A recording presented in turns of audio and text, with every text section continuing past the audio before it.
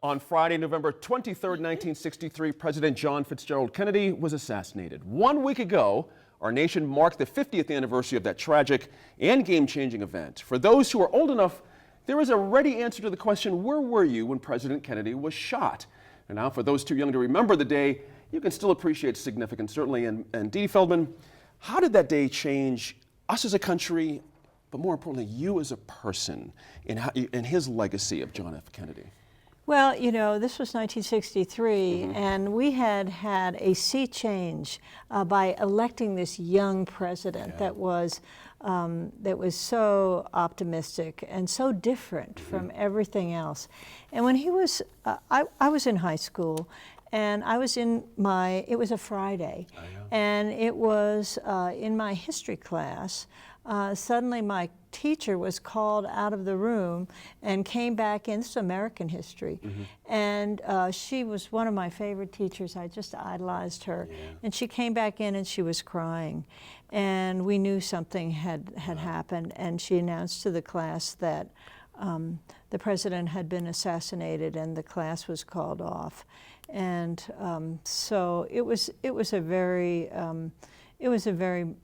traumatic day for so many people. It was, but it was a uniting day. People were together in their grief, which is, I think, a little bit different than it's been ever since. I appreciate that point, and Tom, on that point, you think about that assassination and that moment in our American history. You know, we've had so many situations since then, we've almost become hardened to it. But at that time, the country had not gone through, you know. No, it was a tremendous blow, as Senator Feldman said. You know, I was only about 4 months old at the time, but raised in an Irish Catholic home, and my grandfather being an advisor to President Kennedy. Oh, no kidding. And it was like the wind was taken out of us. You know, I mean, you know, granted, I don't remember it. I remember studying about it and learning about it, going to Dealey Plaza. But, you know, it just seemed that as if like all the momentum, all of a sudden, so much discouragement. And but, you know, looking where we are today, you know, I think that there's, you know, some great progress as a result, but at a great cost. You know, Rob, it's interesting to me sometimes when and being from Massachusetts, maybe I have a bit of a difference here. You know, I'm so filled up with Kennedy stuff. You know, it's just part of living there. You were there, you know the drill. But the problem is, you know, it's sometimes I think it gets cloudy on legacy because of these things. You know, President Kennedy, you know, he was kind of politically expedient on some things, civil rights, you know, race issues.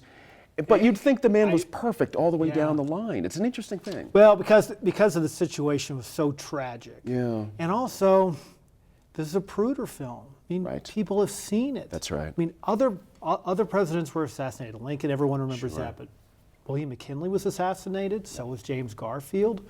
But no one actually saw the event. And so to see someone so young and so vibrant struck down like that, I think that is one reason why it has such an impact. And he's reached iconic state, and you know he has from a political standpoint because now both parties claim him. Right. You know, the Democrats naturally do because he was a Democrat, but a number of Republicans do as well too because he slashed taxes, et cetera, et cetera. But I think that's one of the big reasons why this has made such an impact is because we saw it happen. Yeah, interesting. Absolutely, absolutely. We had a piece in Santa Fe Reporter this week where we talked to Hal Wingo, who was the editor of Life magazine.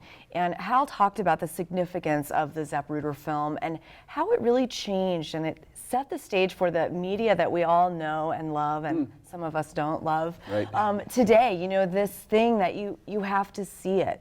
And Hal Wingo talked about how if this event happened, if Kennedy was assassinated today, that everyone would have recorded this on their smartphone, their iPad. We have many of these around the table today. And the fact that then in 1963 there was one dude with a camera.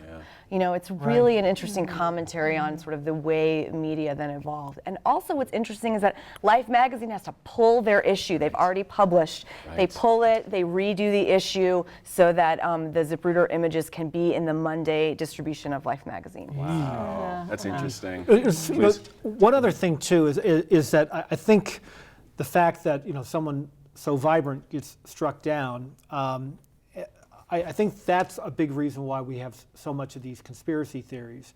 And I would advise everyone, I forgot the name of the book, but Vincent Bugliosi, the former prosecutor who did Helter Skelter, wrote a great book. It's about 1,000 pages long, but just read the first chapter. Okay. And it's about the day that JFK is shot. And it's really chilling, and it also puts to rest, at least I hope it does, Sure. a lot of these wacky conspiracies. Well, the Warren Commission didn't put anything to rest, No. that's for No. sure. So, yeah. Well, I think it's really a good point that this has to do with TV as well as it does have to do with a very aspirational leader. Gotcha. Because remember how Kennedy came to office was through the TV debates with Nixon. And remember, it was only the previous year that the Cuban Missile Crisis was right there on the TV, and the suspense and the danger that he rescued the country from by being firm was something that really, that was a scar on the American psyche that he was then healing. And then to have him assassinated so quickly after that was very vivid. It's interesting. I appreciate all your thoughts on this. It's hard to look back 50 years, first of all, to see where things have gone where.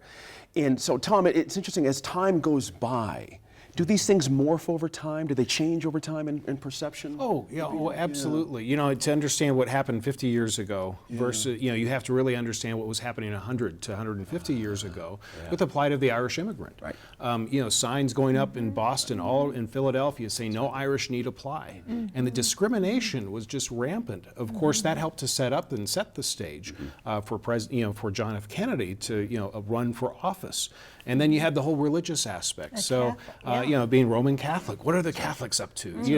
And so, and then forward 50 years and look at, some of the suspicions that people have of different, folks from different countries and different religious backgrounds. That's right. I think we have an opportunity to do a lot of lesson learning from looking back. And so to answer your question, I think that, we look back and, maybe he's a greater president than he really was, but you know what? He paved the way. That's right. Just as, our current president is doing. Not everybody likes the current president, but he's paving a way. Good stuff. Good finishing note. Thank you all for your thoughts on that. Just ahead, we revisit an interview with the beloved George Fishbeck.